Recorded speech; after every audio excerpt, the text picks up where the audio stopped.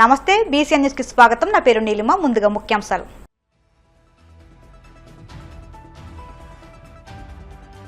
YCP నాయకులకు రాయలసీమపై ప్రేమ ఉన్నట్టు మరోసారి రాజకీయం చేయాలని చూస్తున్నారు. తీవ్ర స్థాయిలో విమర్శలు గుప్పించిన మంత్రి పయ్యావుల కేశవ్.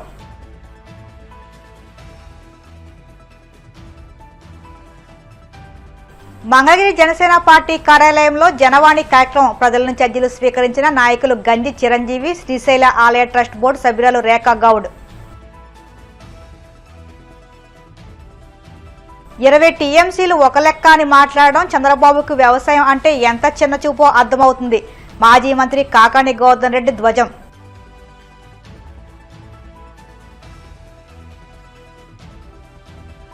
గోవింద నామస్మరణతో మారుమోగిన కోనసీమ తిరుమల. వాడపల్లి వెంకన్న దర్శనానికి పోటెత్తిన భక్తజనం. రాయలసీమ అభివృద్ధి పేరుతో రాజకీయాలు చేయడం హేమని మంత్రి పయ్యావుల కేశవ్ తీవ్రంగా విమర్శించారు. వైసీపీ నాయకులు రాయలసీమపై ప్రేమ ఉన్నట్టు నటిస్తూ ప్రజలను మళ్లీ మోసం చేయాలని చూస్తున్నారని ధ్వజమెత్తారు.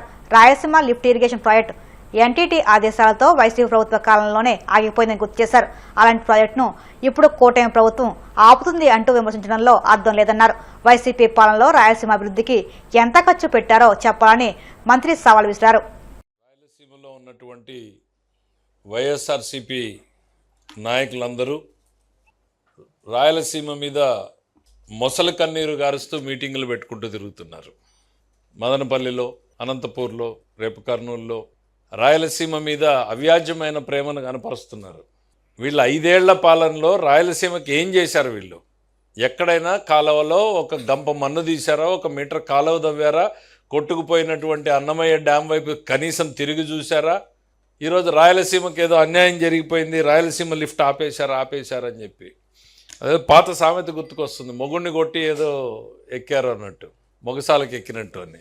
ఆ రాయలసీమ ప్రాజెక్ట్ని చంపింది మీరు. 2021లోనే స్టే వస్తే ఆగిపోయిన ప్రాజెక్ట్ని మళ్ళీ మేము ఎట్లా ఆపుతాం నాకు అర్థం కాదు.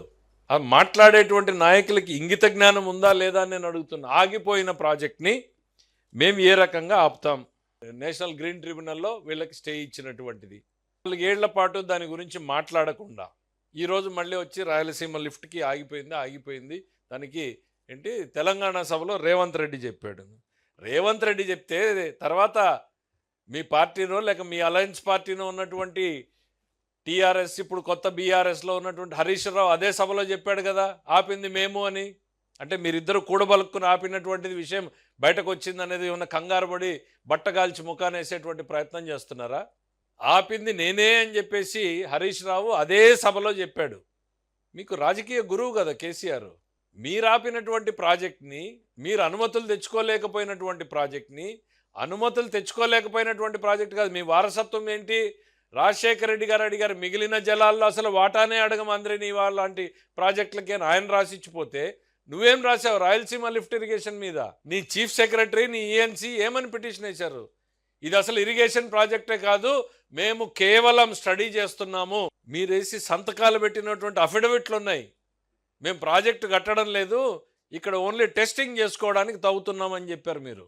ఆ అఫిడవిట్లు వాస్తవం కాదా? అవి మర్చిపోయి ప్రజలకి ఇవేవి తెలియదు అని చెప్పి మళ్ళీ మోసం చేసేదానికి మీరెప్పుడూ కూడా రాయలసీమ పేరుని రాజకీయం కోసమే వాడుకున్నారు. మీ తండ్రి గారి టైంలో రాయలసీమ పేరుతో యాత్రలు చేశారు. ఆ రోజు నందమూరి తారక రామారావు నిజమైన రాయలసీమ పట్ల ప్రేమ చూపించినటువంటి వ్యక్తి. గాలేరు నగరి, తెలుగంగ, హంద్రీనీవా ఈ 3 ప్రాజెక్టులు తెలుగుదేశం ప్రభుత్వంలో ఆ రోజు నందమూరి తారక రామారావు గారి బ్రెయిన్ చైల్డ్లో పుట్టినటువంటి ప్రాజెక్టులు. 70 సంవత్సరాలు కాంగ్రెస్ పార్టీ వారసులని చెప్పుకున్న మీరు రాయలసీమకి ఏం చేశారు ఆ రోజు? ఈరోజు రాయలసీమ బతుకుతోంది అంటే గాలేరు నగరి, హంద్రీనీవా, తెలుగంగ వల్లనే కాదని అడుగుతున్నా. దాంట్లో మీ కాంట్రిబ్యూషన్ ఏంటి? పోనీ మీ జగన్మోహన్ రెడ్డి గారు ఈ 3 ప్రాజెక్టుల్లో ఏం చేశాడని అక్కడ అడుగుతున్నా. వీళ్ళకి రాయలసీమ మీద అంత ప్రేమ ఉంటే ఎంత ఖర్చు పెట్టారు చర్చకు రండి మీరు. హంద్రీనీవా ఒక్క సంవత్సరంలోనే 3,700 కోట్ల రూపాయలను ఖర్చు పెట్టాం. ఒకే సంవత్సరంలో శాంక్షన్, ఒకే సంవత్సరంలో టెండర్ పిలవడం, ఒకే సంవత్సరంలోనే వర్క్స్ కంప్లీట్ చేయడం చరిత్రలో ఎప్పుడన్నా జరిగిందా? అది చంద్రబాబు నాయుడు గారికి రాయలసీమ మీద ఉన్నటువంటి ప్రేమ. మళ్ళీ 2,000 కోట్ల రూపాయల పైన ఖర్చు పెడుతున్నాం ఇప్పుడు. ఇది కాక నేను చెప్తున్నా 5 ఏళ్లలో శాసనసభలో మీరు రాయలసీమ పేరుని పలకడానికి మీరు సాహసించలేకపోయారు. ఇవాళ మేము ధైర్యంగా చెప్తున్నాం, రాయలసీమలో ఇదే శాసనసభలో రాయలసీమ హార్టికల్చర్ హబ్ పెడతాం 40,000 కోట్ల రూపాయలతో అని చెప్పగలిగినటువంటి దమ్ము ఈరోజు చంద్రబాబు నాయుడు గారి ప్రభుత్వానికి ఉందని చెప్తున్నాం.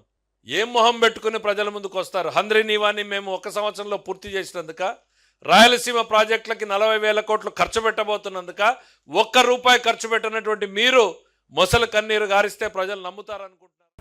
జనసేన పార్టీ ఎమ్మెల్యేలు జనవాణి కార్యక్రమంలో పాల్గొని రాష్ట్రంలోని పలు ప్రాంతాల నుండి వచ్చిన ప్రజల సమస్యలకు సంబంధించి అర్జీలు స్వీకరిస్తున్నారు. అనంతరం వాటిని అధికారుల దృష్టికి తీసుకువెళ్లి పరిష్కరిస్తామని హామీ ఇస్తున్నారు. ఈ నేపథ్యంలో మంగళగిరి జనసేన పార్టీ కేంద్ర కార్యాలయంలో నిర్వహించిన జనవాణి కార్యక్రమంలో పలు ప్రాంతాల నుంచి వచ్చిన ప్రజల నుంచి మంగళగిరి నాయకులు గంజి చిరంజీవి, శ్రీశైల ఆలయ ట్రస్ట్ బోర్డు సభ్యురాలు రేఖాగౌడ్ అర్జీలు స్వీకరించారు. పలు సమస్యలపై తక్షణం సంబంధిత అధికారులతో మాట్లాడి పరిష్కార మార్గాలు చూపారు.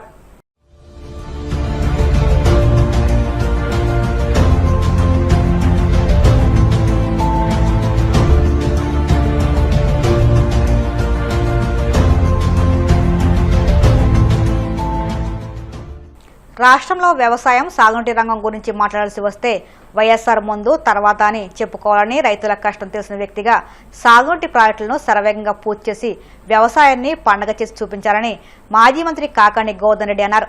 రాష్ట్ర రైతుల ప్రయోజనాలను చంద్రబాబు తాకట్టు పెట్టారన్న రేవంత్ రెడ్డి మాటలను చంద్రబాబు ఖండించకపోగా 20 టీఎంసీలతో ఏమొస్తుందని వైసీపీ నాయకులను ఎదురు ప్రశ్నించడం సిగ్గుచేటన్నారు. 20 టీఎంసీలు ఒక లెక్క అని మాట్లాడడం అంటే చంద్రబాబుకి వ్యవసాయం అంటే ఎంత చిన్న చూపో అర్థమవుతుందని దుయ్యబట్టారు. ఒకసారి మనం ఆలోచన చేస్తే రైతు ఏదైనా సరే సాధించగలడు, పండించగలడు. కానీ ప్రధానమైనటువంటి విత్తనాలు కావాలంటే తెచ్చుకోగలడు, ఎరువులు తెచ్చుకోగలడు, చాకిరీ చేయగలడు, పండించగలడు. కానీ రైతులకు 2 ప్రధానమైనటువంటి అవసరం పడతాయి. ఒకటి ముఖ్యంగా సాగునీరు కొనలేడు. సాగునీరు ఏ విధంగా కూడా ప్రకృతి సహజంగా వచ్చేటువంటి ఆ సాగునీరుని ఏ విధంగా ఒడిసి పట్టుకోవాలి, నిల్వ చేసుకోవాలి, దాన్ని ఏ విధంగా వినియోగించుకోవాలి అనేటువంటి దాని మీదనే సాగునీరు యొక్క ప్రాధాన్యత ఉంది. రైతుకి ప్రాధాన్యంగా వ్యవసాయానికి జీవనాధారం అనేటువంటిది మొట్టమొదటగా సాగునీరు, ఆ తర్వాత పండించినటువంటి దానికి గిట్టుబాటు ధర. అటువంటి సాగునీరు విషయంలో ఈరోజు మనం ఒక అవసరం, ఒక అన్యాయాన్ని గురించి మాట్లాడుకోవాల్సినటువంటి సందర్భం. అవసరాన్ని గురించి ఈరోజు మనం మాట్లాడాం. చాలామంది నా ముందున్నటువంటి వ్యక్తులు చాలా విషయాలు మాట్లాడారు. అయితే ఈరోజు ఒక్కసారి మనం కాలమానాన్ని చూస్తే కాలమానాన్ని క్రీస్తుతో కొలుస్తాం, క్రీస్తు శకమో క్రీస్తు పూర్వమో అని. అదేవిధంగా ఈ ఆంధ్ర రాష్ట్రంలో రైతు గురించి కానీ, వ్యవసాయాన్ని గురించి కానీ, నీటి వనరుల గురించి కానీ మాట్లాడాలి అంటే స్వర్గీయ మహానేత రాజశేఖర రెడ్డి గారికి ముందు, రాజశేఖర రెడ్డి గారి యుగం, రాజశేఖర రెడ్డి గారి తరువాత అని మాట్లాడుకోవాల్సినటువంటి పరిస్థితి. రైతుల మీద దృష్టి పెట్టినటువంటి వ్యక్తి.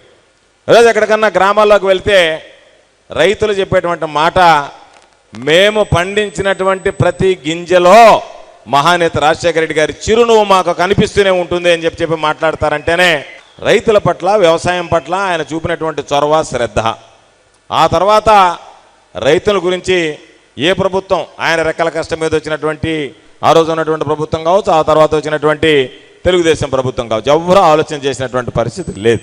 జగన్మోహన్ రెడ్డి గారు ఆలోచన చేసిన తర్వాత దానికి సంబంధించి ఈ రాయలసీమ లిఫ్ట్ ఇరిగేషన్కి నాంది పలికితే దాని ద్వారా ఒక 3 టీఎంసీలు అదనంగా తీసుకొచ్చుకునేటువంటి అవకాశం ఏర్పడితే ఈరోజు రాజశేఖర రెడ్డి గారు ఏదైతే పోతిరెడ్డిపాటు హెడ్ రెగ్యులేటర్ దగ్గర నుంచి వచ్చేటువంటి దాన్ని 55,000 క్యూసెక్కులకు పెంచాడో, 11,000 క్యూసెక్కులు ఉన్నటువంటి దాని ద్వారా ఈరోజు లిఫ్ట్ ఇరిగేషన్ ద్వారా కూడా నీళ్లు తెచ్చుకుంటే సమృద్ధిగా రాయలసీమ జిల్లాలతో పాటు దక్షిణ వెస్ట్ ప్రకాశం, అదేవిధంగా నెల్లూరు జిల్లాలకు ఇబ్బంది లేకుండా ఉంటుంది అని చెప్పి ఒక ఆలోచన చేశాడు. దాని వెనక ఉన్నటువంటి ఉద్దేశం ఈరోజు 800 అడుగుల దిగువ నుంచే దాదాపుగా రోజుకి 8 టీఎంసీలు ఈరోజు పాలమూరు రంగారెడ్డి కానీ, డిండి కానీ, అదేవిధంగా పవర్ జనరేషన్కి సంబంధించి కానీ రకరకాల కారణాలతో ఈరోజు తెలంగాణ వాళ్ళు తీసుకెళ్తున్నారు. దానికి సంబంధించి ఒక ఆలోచన చేస్తే దాన్ని ఈ ప్రభుత్వం వచ్చిన వెంటనే ఆపేశారు. అందరికీ అనుమానాలు ఉన్నాయి. జగన్మోహన్ రెడ్డి గారు 2-3 సందర్భాల్లో చెప్పడం జరిగింది. దాని అనుమానం వెనక ఎవరం కూడా కుట్ర దాగి ఉంది అని చెప్పి ఊహించలేదు. ఒక తెలంగాణ ముఖ్యమంత్రి వాళ్ళకు ఉన్నటువంటి శాసనసభ వేదిక మీద, శాసనసభ సాక్షిగా నేను చంద్రబాబు నాయుడు గారితో మాట్లాడి ఏదైతే ఈ ప్రాజెక్ట్ ఉందో లిఫ్ట్ ఇరిగేషన్ని, దానిని తెలంగాణ రైతుల ప్రయోజనాల కోసం ఆపించేశాను అని అంటే చంద్రబాబు నాయుడు సిగ్గుతో చచ్చిపోవాల్సినటువంటి పరిస్థితి అనేటువంటి విషయాన్ని ఈ సందర్భంగా తెలియజేస్తున్నాను. అంటే ఆంధ్ర రాష్ట్ర ప్రజల ప్రయోజనాలని, ఆంధ్ర రాష్ట్ర రైతుల ప్రయోజనాలని మాకు చంద్రబాబు తాకట్టు పెట్టాడు అని చెప్పి పొరుగు రాష్ట్ర ముఖ్యమంత్రి మాట్లాడితే మేము అనుకున్నాం కనీసం చంద్రబాబు దాని మీద స్పందిస్తాడేమో, ఖండనిస్తాడేమో అని అనుకుంటే చంద్రబాబు స్పందించేటువంటి పరిస్థితుల్లో లేడు. ఖండనిచ్చేటువంటి పరిస్థితి కాకుండా ఎదురుదాడి వైఎస్ఆర్ కాంగ్రెస్ పార్టీకి సంబంధించి ఎవరన్నా మాట్లాడితే ఎంత అవహేళనగా మాట్లాడుతున్నాడంటే రైతులంటే 20 టీఎంసీ వెళ్తే ఏం ఊరిగిపోతుంది అని చెప్పి మాట్లాడుతున్నారు. నేను అడుగుతున్నా, నీ ఇంటి పక్కన నువ్వు ఈరోజు 5 ఎకరాల స్థలంలో కడుతున్నావు, 5 సెంట్ల భూమి ఎవడన్నా తీసుకుంటే ఒప్పుకుంటావా చంద్రబాబు? నువ్వు రైతులకు సంబంధించి 20 టీఎంసీ నీళ్లు. కోనసీమ తిరుమలగా వదిలుతున్న వాడపల్లి శ్రీ వెంకటేశ్వర స్వామి ఆలయం భక్తులతో కిటకిటలాడింది. శనివారం స్వామికి ప్రీతికరమైన సందర్భంగా ఆలయంలో ప్రత్యేక పూజలు నిర్వహించారు. స్వామివారి దర్శనానికి వచ్చిన భక్తులకు ఎలాంటి ఇబ్బందులు తలెత్తకుండా ప్రత్యేక ఏర్పాట్లు చేసినట్టు ఆలయ అధికారులు తెలిపారు. భక్తులు అధిక సంఖ్యలో హాజరై స్వామిని దర్శించుకుని మొక్కులు చెల్లించుకున్నారు.